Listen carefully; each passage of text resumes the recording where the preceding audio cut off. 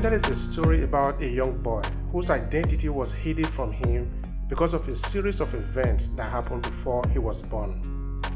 But he is a child of destiny, and he will eventually discover he is, and in the process helps his people to amend a decade of miscarriage of justice.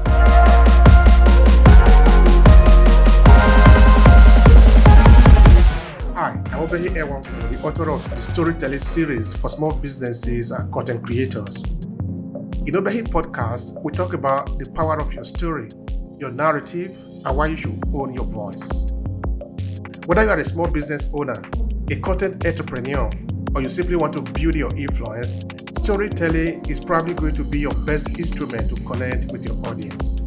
So join the awakened few who are owning their voices. Now let's get started with today's episode.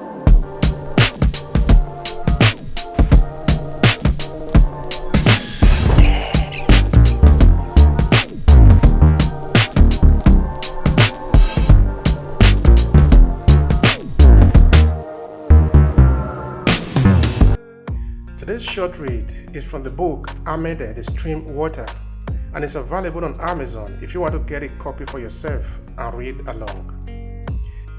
The story is set in Esan, southern Nigeria, and it's a book you can easily read in a few evenings, even if you are not a fast reader. And it will help you dive into African culture and the delicate balance between human and divine justice.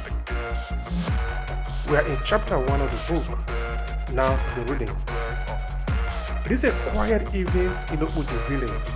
The sun has disappeared from the sky, allowing the moon to dominate the village blue sky.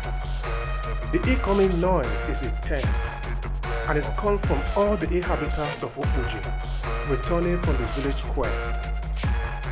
To reinforce their loud argument, some were stopping from time to time, and some others were rushing to their homes as if they have already overstayed outside.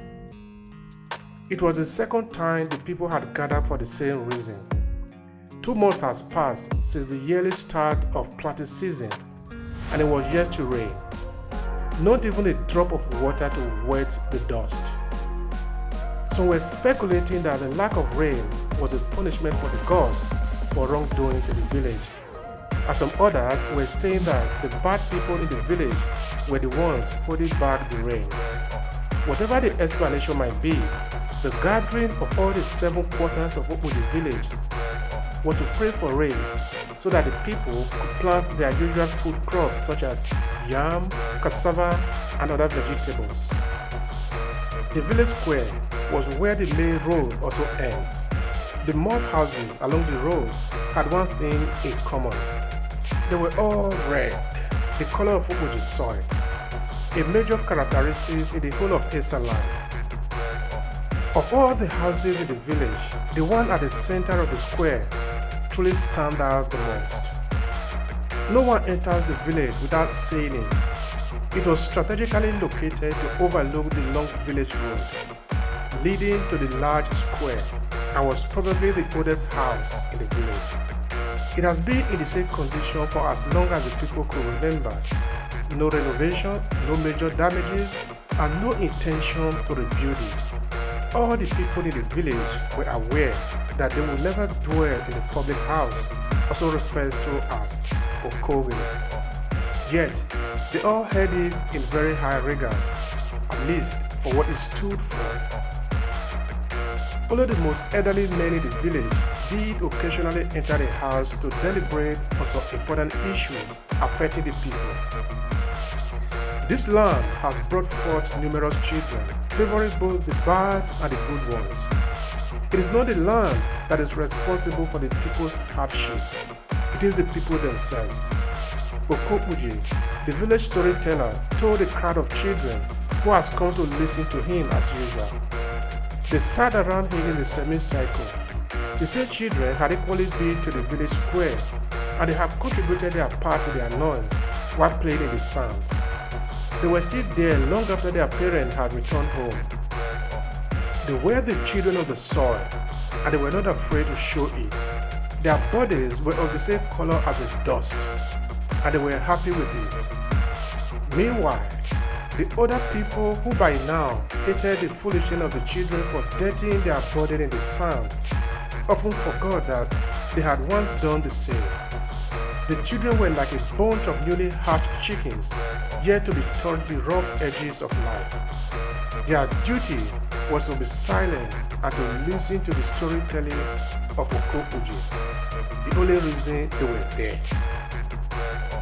The evening is slowly breezing, the kind of breeze that encourages you to shut off your senses and listen to the rhythm of nature. The bright moon had not disappeared from the sky, leaving the village in complete darkness. At the center of the crowd was a burning fire. From time to time, a spark trickles of fire, forcing the children at the front to reshuffle quickly, allowing those at the back to have a better view. The evening was relatively cold, so the burning fire was serving both as light in the dark and as heat to warm them up. Kara Odionwele, "Greetings, sir," a passerby said and walked away. Okopuji turned his face to see the person who had just greeted him, but it was dark all around, except within the semicircle. Looking for a while and not seeing anything, and not fully sure whether he has heard someone's voice or whether it was his own voice, he turned back towards the children who were waiting to hear how the story would end. As usual, his story was about Opuji village, how their forefather has migrated from the ancient kingdom of Benin many years back, and how they have built the first mud houses in the village, none of which were standing anymore. From the time of the first settler in Opuji, the village has always wrestled with the fierce forces of nature, and some of the oldest houses in the village were bearing witnesses to that. They have been repeatedly broken by strong winds and heavy rainfall, only to be mended during the dry season and to suffer a similar fate when the wind and the rain came calling again. Okopuje's stories were also about how they planted and harvested different crops in the village, the damage done by tropical pests and rodents, and how the people managed to contain them over the years. He told them about friendships and conflicts with the neighboring villages, 5 in number, with only 3 of them truly considered good neighbors. All the people in the village were aware of this conflict, most especially when there were a major event involving all the villages. Historically, Okopuji had told the children everything they needed to know, yet at every nightfall, they always had something new to expect. His story were a duty nobody had assigned to him, and he did it day after day without complaining. Every evening, he took the time to stay with the children, making them laugh and learn in front of his hut. His tiny hut was built under a domineering tree, Ovu, which resembled a giant baobab tree. The front of the house was like another village square, at least in that quarter of the village. When the story was finally over that evening, and some of the children were asking questions, a small boy from behind broke in as if he wanted to respond to an earlier question and said, "Pa, will you tell us about the big war tomorrow evening?" All the children turned to look at him. Another boy called the first by his name with a rather unfriendly tone, and a momentary silence followed. Amende. The wind was beginning to be much heavier, and the night slowly lost its serenity. The old man looked around in the dark, and the children were unsure of what he wanted to say. His eyes were dim as though he did not see well. With the blowing wind, the fire was now becoming redder and sparkling. "Children!" Okopuji called as he began to support himself up in his wooden chair. "This is like the wind of rain. Our ancestors might answer our prayer tonight. Return to your mothers. I shall tell you about the big war tomorrow." The promise tomorrow was like a sort of horrific contract between Okopuji and the children, a reason to reunite them again, even when today was gone. The children clearly heard the last word as the wind began to blow much stronger. The sound of moving dry leaves on corrugated roofs were becoming tenser, and the women who appeared to have long slept were now all awake and calling their children home. All the children rose to their feet and started running home in various directions. Amende called a fat boy who ran from behind. His face was as hateful as if he was born on an evil day. You have terminated the storytelling again this evening with your stupidity. Don't let me see you here tomorrow night. Did you hear me?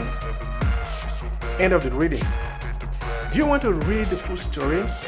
Check out the book page on my website, Obehi Ewanfoh.com. The book and all my books are available on Amazon, so you can order your copy from there. Have a good reading, and remember to share your thoughts and inspiration about the book.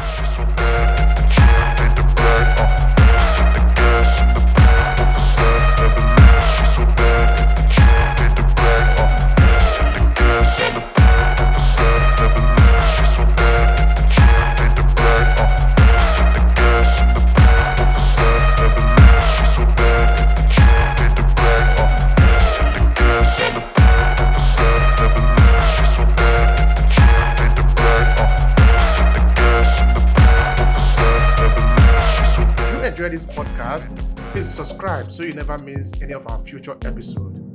Rate and review Obehi Podcast and share with your friends who might need it. Thank you so much for listening, and talk to you in the next episode.